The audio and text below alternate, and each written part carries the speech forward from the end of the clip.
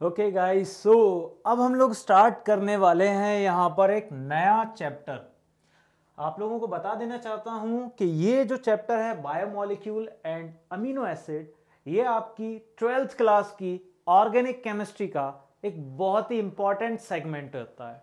ठीक है, basically JEE Mains, JEE Advance, NEET, BITSAT जैसे एग्जामिनेशन में बायोमोलिक्यूल से ज्यादातर क्वेश्चंस एनसीईआरटी पैटर्न के अकॉर्डिंग पूछे जाते हैं, यानी कि सबसे ज्यादा थ्योरेटिकल और कंसेप्चुअल अप्रोच वाला जो सेगमेंट है वो एनसीईआरटी के अकॉर्डिंग फॉलो किया जाता है इस चैप्टर के अंदर। ओके, सो यहां पर इस वक्त हम लोग बायोमोलिक्यूल और अमीनो एसिड के बहुत ही इंपॉर्टेंट टॉपिक्स को कवर करेंगे, जो कि आपके JEE Mains, JEE Advance, BITSAT, NEET जैसे एग्जामिनेशन के लिए बहुत ही इंपॉर्टेंट है।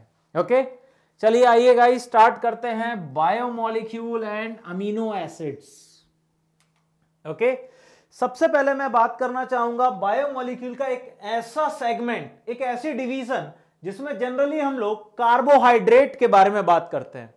ये कार्बोहाइड्रेट वर्ड आप लोगों ने इससे पहले भी कई बार सुन रखा है। कहां पर, मैं बता देना चाहता हूं, जब आप लोग 8th क्लास में आए थे, आपकी साइंस की जो बुक होती थी उसमें आपने कहीं ना कहीं इसके बारे में सुन रखा होगा। ग्लूकोज, ठीक है, सुक्रोज, फ्रक्टोज, फोटोसिंथेसिस जैसी चीज में कहीं ना कहीं आपने कार्बोहाइड्रेट के बारे में सुन रखा होगा। Even 9th class, even 10th class में भी आप लोगों ने कहीं ना कहीं कार्बोहाइड्रेट के बारे में एक एलिमेंट्री आइडिया जरूर लिया है, एक बेसिक प्राइमरी अप्रोच जरूर सीखी होगी। ठीक है, अब उसी अप्रोच को फुल डिटेल्ड एनालिसिस और डीप नॉलेज के तौर पर हम लोग 11th और 12th क्लास को मूव करते हुए, यानी कि जिस एग्जाम की हम तैयारी कर रहे हैं, JEE Mains, JEE Advance, NEET, या फिर हमारा दूसरा कोई इंजीनियरिंग या मेडिकल एंट्रेंस एग्जामिनेशन, जिसमें इस चैप्टर को बहुत ही इंपॉर्टेंस दी गई है। ठीक है, बेसिकली सबसे पहले मैं आपको एक चीज बताऊंगा, और वो ये है कि अगर मान लीजिए कि बायोमोलिक्यूल से कोई क्वेश्चन जेई मेंस या एडवांस में आता है, तो उसका ऑन एन एवरेज वेटेज तो एक ही क्वेश्चन का रहता है। लेकिन इसका मतलब ये नहीं है कि सर अगर एक ही क्वेश्चन का वेटेज है तो क्या हम इस चैप्टर को स्किप कर सकते हैं? नहीं, मैं ऐसा बिल्कुल नहीं कहूंगा कि आपको इस चैप्टर को स्किप करना चाहिए। क्यों? क्योंकि गाइस एक एक क्वेश्चन को बनाते बनाते ही तो आपका एक पूरा पेपर तैयार होता है। किसी चैप्टर का वेटेज 2 क्वेश्चन का है, किसी का 1 का है, तब जाके तो पूरा पेपर बनता है। और बायोमोलिक्यूल और पॉलीमर, ये 2 ऐसे चैप्टर हैं जिनसे डेफिनेटली हर साल जेई मेंस हो, एडवांस हो, बिटसेट हो, नीट हो, एसआरएम हो, वीआईटी या कोई भी मल्टीपल इंजीनियरिंग और मेडिकल एंट्रेंस एग्जाम क्वेश्चन जरूर आता है। ठीक है, सो अब हम लोग स्टार्ट करने वाले हैं कार्बोहाइड्रेट। चलिए आइए देखते हैं कार्बोहाइड्रेट्स क्या होते हैं।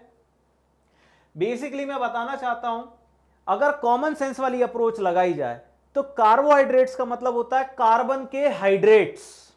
क्या होते हैं? कार्बन के हाइड्रेट्स को हम लोग कार्बोहाइड्रेट कहते हैं। आपकी स्क्रीन पर इस वक्त बेसिक इंफॉर्मेशन अवेलेबल है, बिल्कुल बेसिक। ठीक है, अगर मैं इसको डिक्टेट करूं तो जरा एक बार सुनिएगा इस चीज को। ठीक है, मैं क्या कहना चाहता हूं। सो दोस्तों, according to new definition, carbohydrate are defined as polyhydroxyaldehyde and polyhydroxy ketone.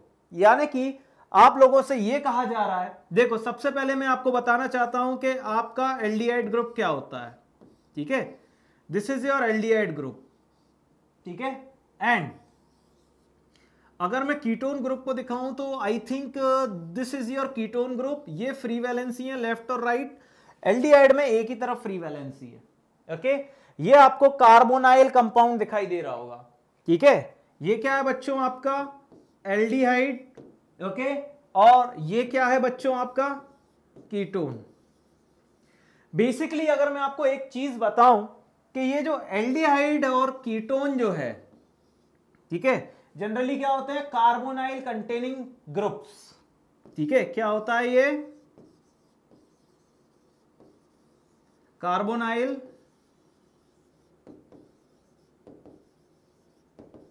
Containing compound या ग्रुप्स, व्हाटएवर जो आपको बोलना है आप बोल सकते हैं।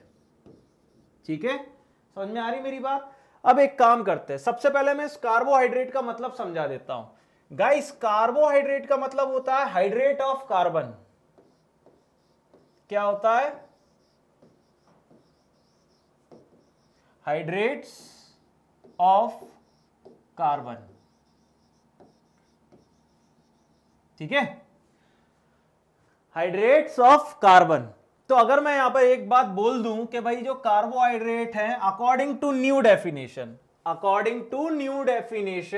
ठीक है, कार्बोहाइड्रेट जनरली क्या होते हैं?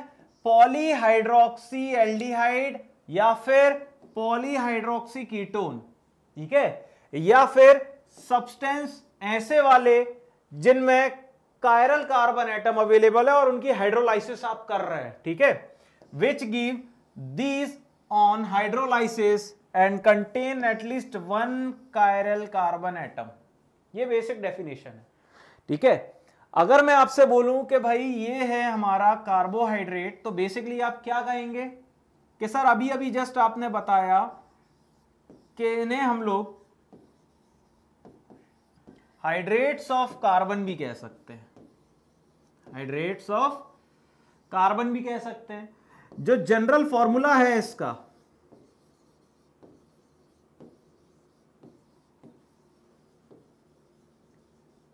जनरल फॉर्मूला, तो दोस्तों अगर मैं जनरल फॉर्मूला की तरफ फोकस करूं तो वो क्या रहेगा? CxH2O होल Y, ठीक है। अब इसके एक एग्जांपल को देखिएगा। जस्ट सपोज मैं यहां पर एक एग्जांपल लेता हूं, वो लेता हूं मैं ग्लूकोज का, ठीक है। ग्लूकोज का फॉर्मूला होता है C6H12O6। इसे अगर मैं इस फॉर्मूला के अकॉर्डिंग रिप्रेजेंट करूं तो मैं क्या लिखूंगा? C6H2O whole 6।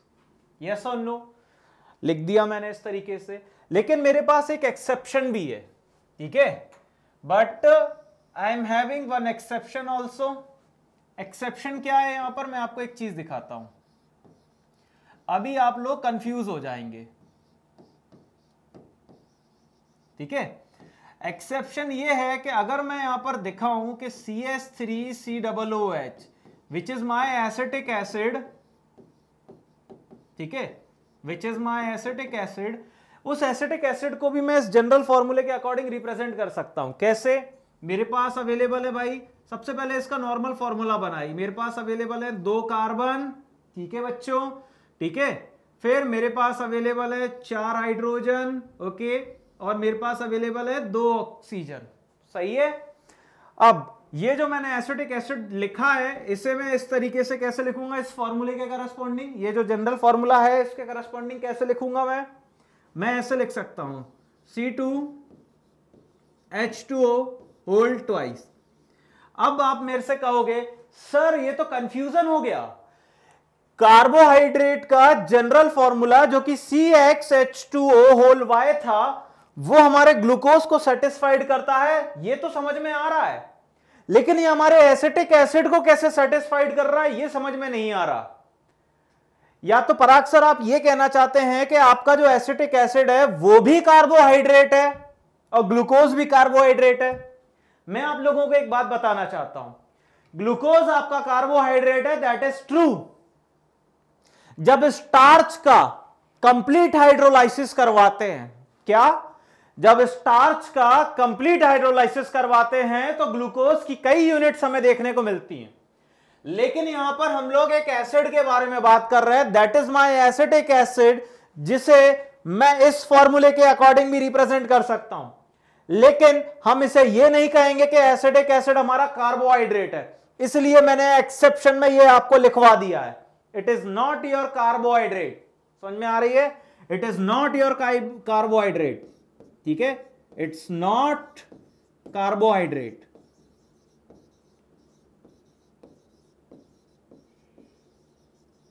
समझ में आई? It's not your carbohydrate. Okay, now आगे बढ़ते हैं हम लोग यहां पे, ठीक है। आई गेस कि ये डेफिनेशन आपको समझ में आ गई होगी। According to new definition, carbohydrates are defined as polyhydroxy aldehyde या फिर पॉलीहाइड्रोक्सी कीटोन और सब्सटेंसेस, और ऐसे सब्सटेंस जो कि हाइड्रोलाइसिस पर हाइड्रोलाइसिस पर एटलीस्ट एक कार्बन एटम वाला कंपाउंड जनरेट करें। ठीक है, ये आपके कार्बोहाइड्रेट का बेसिक इंट्रोडक्शन था जो कि मैंने आपको दे दिया है। थोड़ा आगे बढ़ते हैं अब हम लोग इसी सीक्वेंस में। तो सबसे पहले हम बात करेंगे क्लासिफिकेशन ऑफ कार्बोहाइड्रेट्स की, यानी कि कार्बोहाइड्रेट को किस तरह से क्लासिफाइड किया जाता है मैं आपको बताऊंगा।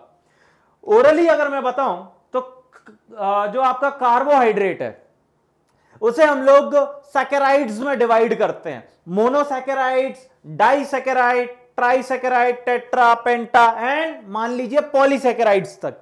ठीक है, तो अब ये जो मोनोसैकेराइड है, डाइसैकेराइड है, एक्सेट्रा, पॉलीसैकेराइड जो भी है, हम उसे किस तरीके से एनालाइज करेंगे ये सब हम लोग क्लासिफिकेशन ऑफ कार्बोहाइड्रेट में सीखेंगे।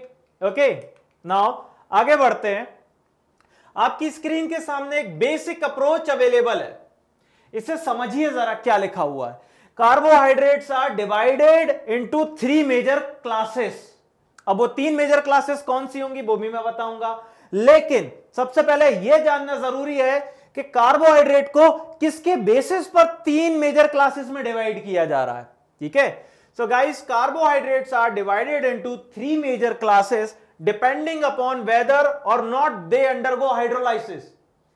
कार्बोहाइड्रेट अगर हाइड्रोलाइसिस प्रोसेस से गुजरते हैं या नहीं गुजरते, उन सिचुएशन को एनालाइज करेंगे। अगर मान लीजिए कि कार्बोहाइड्रेट आपके हाइड्रोलाइसिस प्रोसेस से गुजरते हैं तो हम उन्हें क्लासिफाइड कर सकते हैं।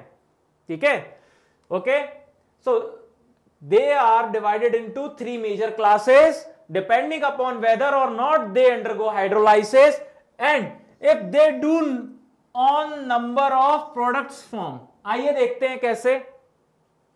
तो सबसे पहले हम बात करेंगे मोनोसैकेराइड्स की। गाइस, मोनो का मतलब तो आप समझ ही गए होंगे, यानी कि सिंगल यूनिट, आपके सैकेराइड की सिंगल यूनिट, यानी कि जब आप अपने रिस्पेक्टिव कार्बोहाइड्रेट का हाइड्रोलाइसिस करते हैं तो आपको सिर्फ एक ही सैकेराइड यूनिट मिलती है। ठीक है, आगे बढ़ते, देखिए जरा आपकी स्क्रीन के सामने डेफिनेशन अवेलेबल है। The monosaccharides are polyhydroxy aldehyde और polyhydroxy ketones, okay, which cannot be decomposed by hydrolysis to give simpler carbohydrates। यानी कि आपके जो मोनोसैकेराइड्स हैं या तो वो पॉलीहाइड्रोक्सी एल्डिहाइड होंगे या तो वो पॉलीहाइड्रोक्सी कीटोन होंगे, जो कि फर्दर डिकम्पोज नहीं किए जा सकते हाइड्रोलाइसिस प्रोसेस के अकॉर्डिंग। ठीक है, उन्हें ही हम लोग यहां पर मोनोसैकेराइड्स में कंसीडर कर रहे हैं। आपकी स्क्रीन के सामने एक एग्जांपल आ रहा है। ठीक है, मैं बताना चाहता हूं कि हमारे पास ग्लूकोज और फ्रक्टोज जैसे 2 कार्बोहाइड्रेट्स अवेलेबल हैं। ठीक है, we know very well glucose और फ्रक्टोज जो हैं उनका सेम मॉलिक्यूलर फॉर्मूला होता है, which have molecular formula C6H12O6। जब मैं C6H12O6 का हाइड्रोलाइसिस कराऊंगा, ठीक है, तो मुझे यहां पर क्या मिलेगा? कोई रिएक्शन नहीं मिलेगी। क्यों? क्योंकि ग्लूकोज और फ्रक्टोज अपने आप में मोनोसैकेराइड्स हैं, यानी कि फर्दर हाइड्रोलाइसिस पर आपको नो रिएक्शन मिलेगी, यानी कि कोई प्रोडक्ट नहीं मिलेंगे ग्लूकोज और फ्रक्टोज के। ठीक है, समझ में आ रही मेरी बात? अब हम लोग बात करेंगे यहां पर ओलिगोसैकेराइड्स की। ठीक है, ओलिगोसैकेराइड्स क्या होता है बच्चों? ओलिगोसैकेराइड्स का मतलब क्या होता है कि आप जब किसी कार्बोहाइड्रेट का हाइड्रोलाइसिस करवाएंगे, आप जब किसी कार्बोहाइड्रेट का हाइड्रोलाइसिस करवाएंगे तो 2 से 10 यूनिट के बीच में या फिर 2 से 9 यूनिट की, मतलब एक पैरामीटर फिक्स कर रहे हैं हम लोग यहां पर। ठीक है, 2 से 9 यूनिट के बीच में आपको यहां पर कहीं ना कहीं मोनोसैकेराइड यूनिट्स दिखाई देंगी। एक ऐसा कार्बोहाइड्रेट जिसका हाइड्रोलाइसिस आप करवा रहे हैं और हाइड्रोलाइसिस करवाने के बाद आपको 2 से लेकर 9 तक के अमाउंट में, ठीक है, क्या मिल रहे हैं? मोनोसैकेराइड्स मिल रहे हैं। जनरली इन्हें हम लोग क्या कह रहे हैं? ओलिगोसैकेराइड्स कह रहे हैं। समझ में आ रही मेरी बात? सो ओलिगोसैकेराइड्स का मतलब क्या होता है? पहले तो मैं एक बात बता देता हूं, ये जो ओलिगो वर्ड है generally known as few, Greek word है ओलिगो, इससे हमें कोई लेना देना नहीं है। ठीक है, सो गाइस, जब ओलिगोसैकेराइड्स वाले कार्बोहाइड्रेट जो हैं वो हाइड्रोलाइसिस पर एक डेफाइनाइट अमाउंट में, और वो अमाउंट 2 से 9 के बीच में कुछ भी हो सकता है, क्या करते हैं, मोनोसैकेराइड मॉलिक्यूल्स प्रोड्यूस करते हैं। ठीक है ना बच्चों, आगे बढ़ते हैं। अब ओलिगोसैकेराइड्स में और भी चीजें आती हैं। सबसे पहले अब मैं बात करना चाहता हूं डाइसैकेराइड की। क्यों? क्योंकि मैंने अभी अभी आप लोगों से कहा कि 2 से 9 के बीच में मोनोसैकेराइड मिलेंगे। अगर 2 सैकेराइड है तो आप डाई बोलोगे, 3 है तो ट्राई, 4 है तो टेट्रा, 5 है तो पेंटा, एंड सो ऑन। ठीक है, सो गाइस डाइसैकेराइड्स का मतलब क्या होता है यहां पर, अब आप मेरी बात सुनिए। ठीक है, they yield 2 monosaccharide molecule on hydrolysis, यानी कि डाइसैकेराइड वो स्पीशीज है, वो मॉलिक्यूल है जो हाइड्रोलाइसिस पर 2 मोनोसैकेराइड्स आपको एज अ प्रोडक्ट जनरेट करके देंगे। ठीक है, so they yield 2 monosaccharide molecules on hydrolysis. Got it? Now next, मान लीजिए कि मेरे पास सुक्रोज अवेलेबल है। Sucrose is one of the carbohydrate. Okay, now guys अगर मैं इसका हाइड्रोलाइसिस करवाऊं, so it will give 2 kind of product. First one is your glucose and second one is your fructose, and both having same formula, both having same molecular formula. So guys sucrose का formula क्या था, C12O22O11। जैसे ही आप इसका acidic hydrolysis करवाते हैं, जैसे ही आप इसका एसिडिक हाइड्रोलाइसिस करवाते हैं, it will give 2 products. First one is glucose, second one is fructose, and both having same molecular formula, C6H12O6 and C6H12O6. Okay, now we have another example and we have maltose. ठीक है, for as a reference. So guys, maltose having C12H22O11 type formula and it is very similar to sucrose only. ठीक है, so guys when maltose is going to give monosaccharide units, तो common sense की बात है, again हम लोगों ने यहां पर एसिडिक हाइड्रोलाइसिस करवाया होगा, जिससे हमें ग्लूकोज की 2 यूनिट मिल रही हैं, यानी कि 2 इक्विवेलेंट ऑफ C6H12O6। ठीक है, ये डाइसैकेराइड्स के कुछ आपको बहुत ही कॉमन सेंस वाले एग्जांपल मैं यहां पर बता रहा हूं। ठीक है, थोड़ा आगे बढ़ते हैं हम लोग। अब हम लोग बात कर लेते हैं बच्चों यहां पर ट्राइसैकेराइड्स की। ट्राइसैकेराइड्स का मतलब क्या होता है, ऐसे कार्बोहाइड्रेट्स जब वो हाइड्रोलाइज होंगे तो 3 मोनोसैकेराइड यूनिट प्रोड्यूस करेंगे। ये कॉमन सेंस वाली बात है। They yield 3 monosaccharides molecule on hydrolysis. Okay, now मेरी बात सुनिएगा अच्छे से। सो जस्ट सपोज के आपके पास कोई कार्बोहाइड्रेट है and that is your raffinose, and raffinose having molecular formula C18H32O16। जब हम इसका एसिडिक हाइड्रोलाइसिस कराएंगे, जिसमें वाटर के 2 मोल्स में लेने वाला हूं, so guys we will get 3 different kind of product. First one is your glucose, second one is your fructose and third is your galactose.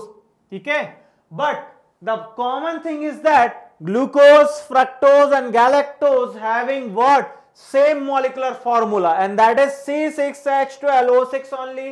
Here also C6H12O6 for fructose, for galactose C6H12O6. Okay, now then we will talk about tetrasaccharides. तो इसमें भी मैं यही कहूंगा कि जब आपका respective carbohydrate hydrolysis process follow करेगा तो आपको 4 मोनोसैकेराइड यूनिट मिलेंगी, जिसलिए आप इसे टेट्रासैकेराइड्स कह सकते हैं। ठीक है, फिर इसी तरीके से हम लोग पेंटा तक जाएंगे। मतलब कि मैं ये कहना चाहता हूं कि ऑलिगोसैकेराइड्स की सारी सिस्टमैटिक मैनर को हम लोग ऐसे ही फॉलो करेंगे। जस्ट सपोज कि अगर मैं हेक्सासैकेराइड के बारे में बात करूं फॉर द एग्जांपल, सो आपका कार्बोहाइड्रेट जब हाइड्रोलाइसिस होगा, ठीक है, आपके रिस्पेक्टिव कार्बोहाइड्रेट का हाइड्रोलाइसिस किया जाएगा, तो आपको 6 मोनोसैकेराइड यूनिट मिलेंगी, जिसलिए आप उसको क्या कहेंगे बच्चों, हेक्सासैकेराइड्स। ठीक है, इतना लंबा मैं नहीं जाना चाहता, मैं सिर्फ आपको एक कॉमन सेंस वाली अप्रोच दे रहा हूं, जिससे आपको कम से कम एक एलिमेंट्री आइडिया लग जाए कि आपके मोनोसैकेराइड्स और कार्बोहाइड्रेट के हाइड्रोलाइसिस में क्या रिलेशनशिप होता है। Okay, now then guys we will talk about polysaccharides. So poly का मतलब ये होता है कि एन अमाउंट, या n number of unit of your respective reactant.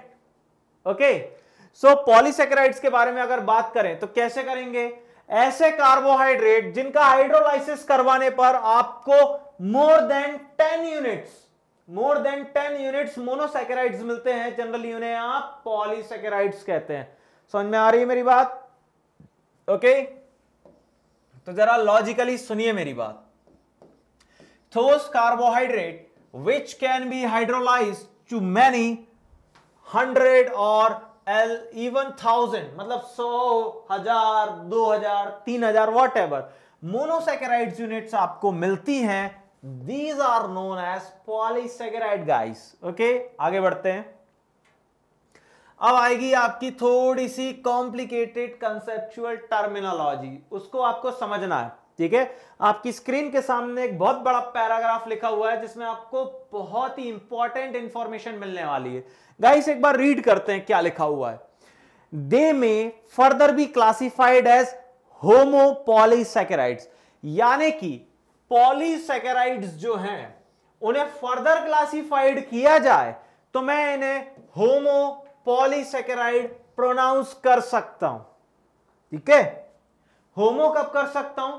जब सेम यूनिट्स अवेलेबल होंगी n टाइम्स, और साथ में मैं यह भी कह सकता हूं कि जब मैं होमोपॉलीसैकेराइड के बारे में बात कर रहा हूं तो डेफिनेटली मैं हेटेरोपॉलीसैकेराइड्स के बारे में भी बात कर सकता हूं जिसमें आपके रिस्पेक्टिव यूनिट्स डिफरेंट होंगी। Okay, so guys polysaccharide can be classified into two variety. First one is your homopolysaccharide and second one is your heteropolysaccharides, and both categories and both classification या classified terms depending upon what, whether they give only one kind or more than one kind of monosaccharide unit।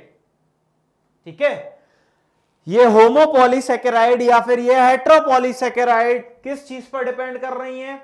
जब इनका hydrolysis करवाया जाएगा।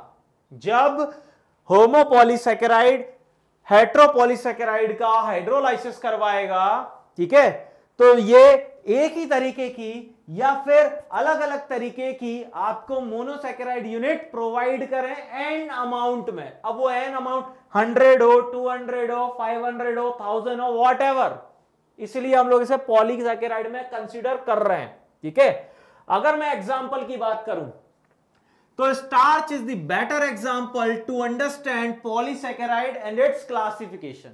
ठीक है, तो हमारे पास starch है, हमारे पास सेल्यूलोज है। ठीक है, स्टार्च और सेल्यूलोज को मैं किस में कंसीडर कर सकता हूं? I will consider starch and cellulose in homopolysaccharides because starch और सेल्यूलोज ऐसे कार्बोहाइड्रेट है जो कि सेम वैरायटी के मोनोसैकेराइड प्रोड्यूस कर सकते हैं एन अमाउंट में। बट गाइस, आपका जो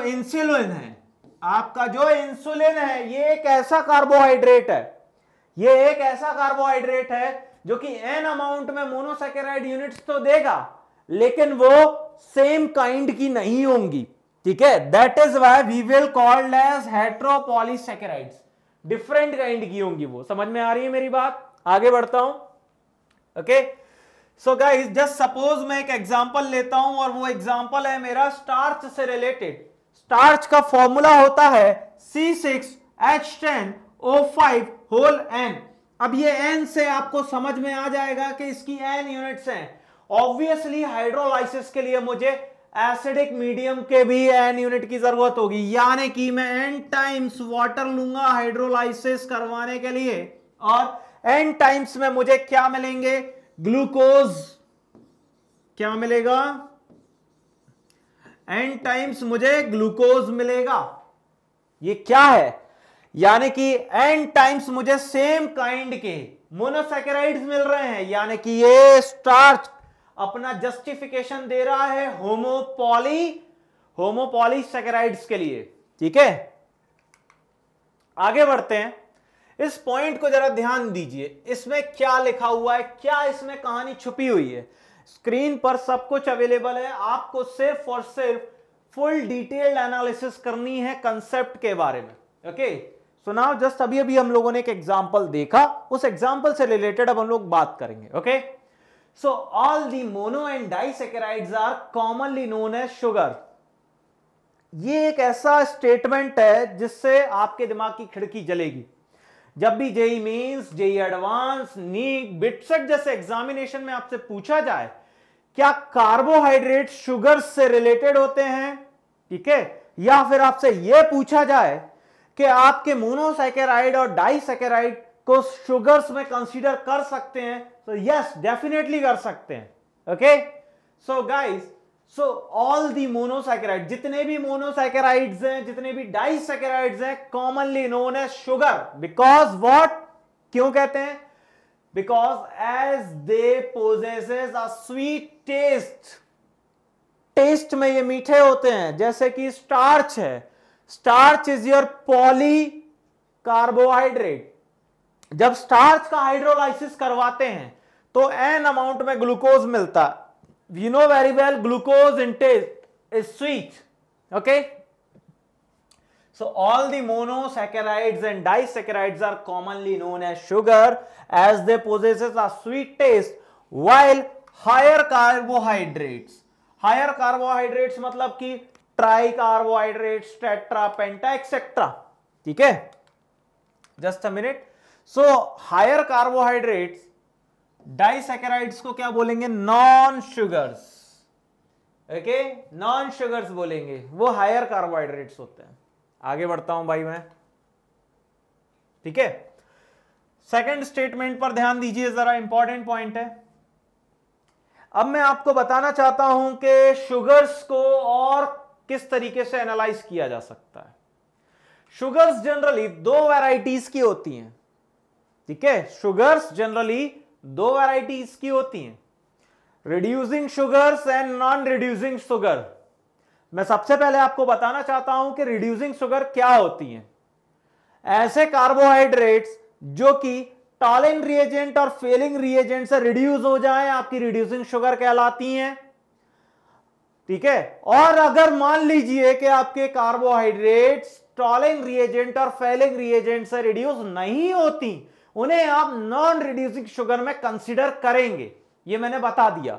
अब यहां पर देखिए, carbohydrates that reduce Fehling reagent और Tollen reagent termed as reducing carbohydrate या फिर reducing sugar, while the others are non reducing carbohydrates और non reducing sugars. समझ में आ रही मेरी बात? अगर टॉलिन और फेलिंग रिएजेंट से रिड्यूस हो गए तो आपके रिड्यूसिंग शुगर, नहीं हो रहे हैं तो नॉन रिड्यूसिंग शुगर. ऐसे कार्बोहाइड्रेट्स को क्लासिफाइड किया जा रहा है यहां पर. समझ में आ रही मेरी बात?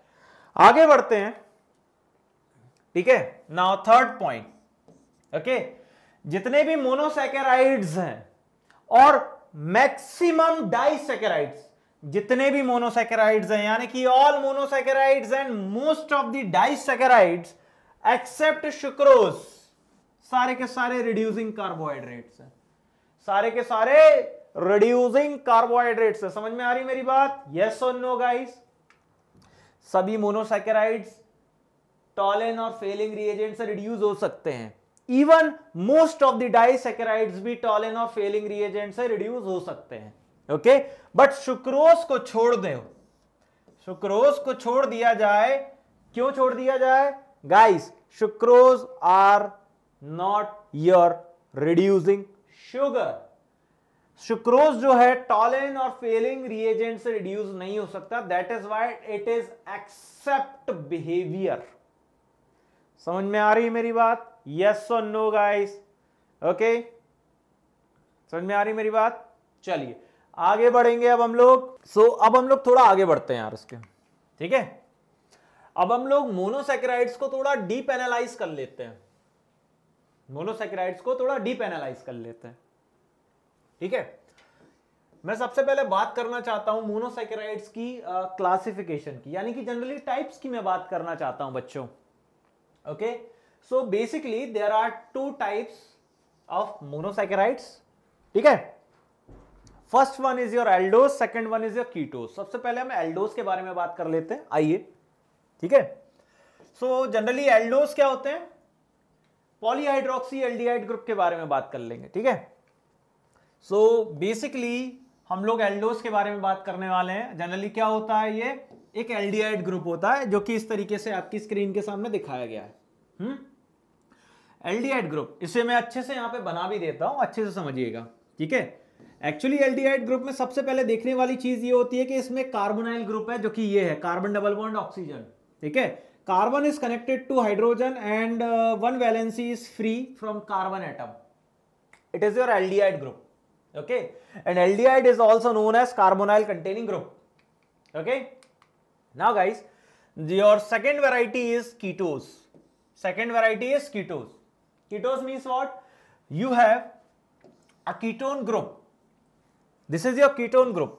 इसे और अच्छे से explain कर देता हूं.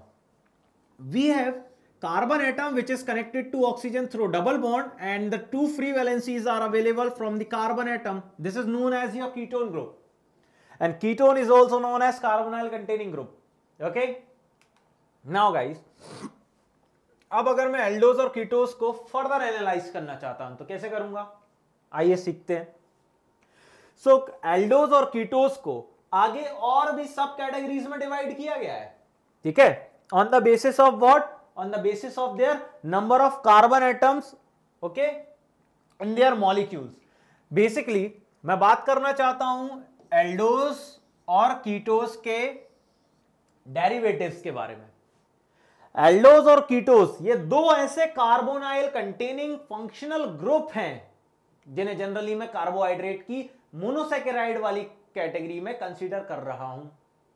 मैं कौन होता हूं करने वाला, जो है सो है, ठीक है। So aldose and ketone are further divided into subgroups, ठीक है। किसके बेसिस पर? On the basis of number of carbon atom, on the basis of number of carbon atoms, और वो number of carbon atoms भी किस में? उनके मॉलिक्यूल्स में। यानी कि एल्डोस की जो भी डेरिवेटिव मॉलिक्यूल है, कीटोस के जो भी डेरिवेटिव मॉलिक्यूल है, उनके अंदर आने वाले नंबर ऑफ कार्बन एटम के बेसिस पर उन्हें सब डिवाइड किया जा सकता है, जैसे कि ट्रायोस, जैसे कि ट्रायोसेस, ठीक है, टेट्रोसेस, पेंटोसेस, हेक्टोसेस। समझ में आ रही है मेरी बात? ऐसे बहुत सारे हैं। आइए आगे बढ़ते हैं, ठीक है। अब थोड़ी सी और डीप नॉलेज, मैं मोनोसैकेराइड को कंप्लीट क्लासिफाई करूं तो कैसे करूंगा? गाइस मेरी बात अच्छे से सुनना, एल्डिहाइड में भी कार्बोनाइल ग्रुप है, कीटोन में भी कार्बोनाइल ग्रुप है, ठीक है। अब नंबर ऑफ कार्बन एटम भी हमें उसमें देखना है, यानी कि एंटायर मॉलिक्यूल जब तैयार होगा तो नंबर ऑफ कार्बन एटम से समझ में आ जाएगा। अगर मान लो कि 4 कार्बन है तो क्या बोलोगे? टेट्रा वाली सिचुएशन है। 5 है तो पेंटोस बोलोगे, ठीक है, इस तरीके से है। 6 है तो एक्सोस बोलोगे डेफिनेटली, ठीक है। तो अगर मैं बात करूं आगे की कहानी की, सो जो मोनोसैकेराइड्स होते हैं generally referred to as aldotriose, aldotetrose, aldopentose, aldohexose. समझ में आ रही मेरी बात? Okay, then ketohexose. भाई अभी अभी हम लोगों ने देखा, क्या देखा? मोनोसैकेराइड्स को सब डिवाइड किया गया। कैसे? एल्डोज और कीटोज में। किसके पॉइंट ऑफ व्यू से? क्योंकि हम जानते हैं कि जो कार्बोहाइड्रेट है या फिर जो सैकेराइड्स है, सैकेराइड में मोनोसैकेराइड्स की अगर हम बात करें, okay, so monosaccharide having aldehyde and ketone group, and aldehyde and ketone group is related to carbonyl containing system, okay. So अगर मैं एल्डोस को फर्दर क्लासिफाइड करूं on the basis of number of carbon atoms, just suppose कि 3 carbon atom है तो मैं क्या बोलूंगा उसको? 3 कार्बन एटम्स के लिए एल्डोट्रायोसेस बोलूंगा। अगर 4 कार्बन एटम है तो क्या बोलूंगा? एल्डोटेट्रोसेस। अगर 5 कार्बन एटम है तो मैं क्या बोलूंगा? एल्डोपेंटोस, ठीक है। अगर 6 कार्बन है तो मैं क्या बोलूंगा? एल्डोहेक्सोस। यही कहानी मैं कीटोन में भी रिपीट करूंगा। अगर मान लो कि कीटो ग्रुप में 6 कार्बन है इंक्लूडिंग कार्बोनाइल ग्रुप का भी, कीटोहेक्सोस बोलूंगा मैं, ठीक है। आगे की कहानी, अब जो एल्डोज और कीटोस है उन्हें कैसे रिप्रेजेंट करते हैं भाई? भाई आपको ये भी तो पूछा जाएगा ना कि गाइस कैसे रिप्रेजेंट करेंगे एल्डोज और कीटोज को, बताओ तो सही क्या फॉर्मूला है, कैसे बताएंगे? लाइक दिस, जनरल फॉर्मूला बता रहा हूं, पहले सुन लीजिए। क्या general formula? This is your aldehyde group, this is your aldehyde group, you know very well. Sorry, ये है CHOH। आप देख सकते हैं इसकी n यूनिट्स अवेलेबल है, n यूनिट्स अवेलेबल है, और बॉटम पे जुड़ा हुआ है CH2OH। यानी कि अगर मैं इसको यहां पे रिप्रेजेंट करूं तो कैसे रिप्रेजेंट करूंगा? CHO CH2OH, okay, CHO CH2OH। अब बस मुझे क्या देखना है बच्चों कि नंबर ऑफ कार्बन एटम्स कितने हैं। तो मैं अगर मान लो कि 4 कार्बन एटम है, बीच में आते हैं, तो 1 2 3 4। OH को जिस साइड लगना है लग जाएगा, H को जिस साइड लगना है लग जाएगा, ठीक है। अब अगर मैं यहां पे टोटल कार्बन्स की बात करूं, टोटल कार्बन्स की बात करूं तो कितने हो गए? 1 2 3 4 5 और ये 6। क्या मैं कह सकता हूं दिस इज माई एल्डोहेक्सोस? क्या मैं कह सकता हूं कि मैंने ग्लूकोज के बारे में बात कही है अभी? तो एल्डोज का जनरल रिप्रेजेंटेशन था क्या? CHO ग्रुप, CHO ग्रुप से जुड़ा है CHOH, और CHOH की n यूनिट्स हो सकती हैं, n की वैल्यू स्टार्ट 1 2 3 4 5 से हो सकती है, ठीक है। देन बॉटम पे CH2OH। फिर वहीं अगर मैं कीटोज के बारे में बात करूं तो it will look like this, it will look like this. Keto group बिल्कुल बीच में है, दिखाई दे रहा है, carbonyl group, this is your keto group. खोपड़ी पे बैठा है CH2OH और बॉटम पे बैठा है CH2OH, ठीक है। कार्बोनाइल ग्रुप और बॉटम वाले CH2OH ग्रुप के बीच में CHOH n टाइम्स अवेलेबल है, n की वैल्यू अगेन 0 से स्टार्ट हो रही, 0 1 2 3 4, 0 1 2 3 4। This is your कीटोज only, this is your कीटोज only बच्चों, ठीक है।